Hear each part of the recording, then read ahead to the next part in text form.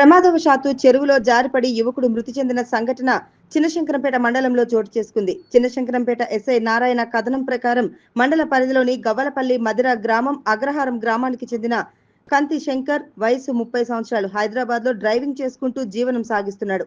ఈ నెల 22 నాడు ఇంట్లో గొడవ పడి తన సొంత ఊరికి వచ్చి గురువారం నాడు రాత్రి మద్యం సేవించి గవ్వలపల్లి చెరువులో ప్రమాదవశాత్తు జారి పడినట్లు భార్య వరలక్ష్మి ఫిర్యాదు మేరకు కేసు నమోదు చేసి దర్యాప్తు చేపట్టినట్లు చిన్నశంకరంపేట ఎస్ఐ నారాయణ తెలిపారు.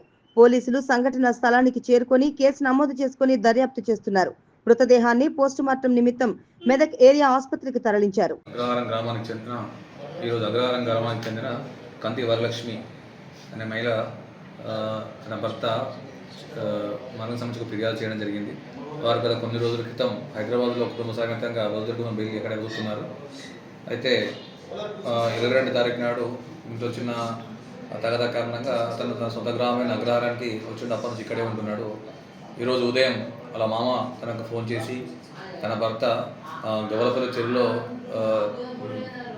ప్రమాదవశాత్తు పడి విషయమై తేలినాడని తెలిపినారు. ఇట్టి విషయమై ఫిర్యాదు చేయగా దర్యాప్తు చేస్తున్నాము. ఇట్టి ఇంకా మరణానికి సంబంధించిన కారణాలు తెలియాల్సి ఉంది. దానికోసం మృతదేహాన్ని మెదక్ మార్చుడికి పోస్ట్మార్టం నిమిత్తం తరలించడం జరిగింది.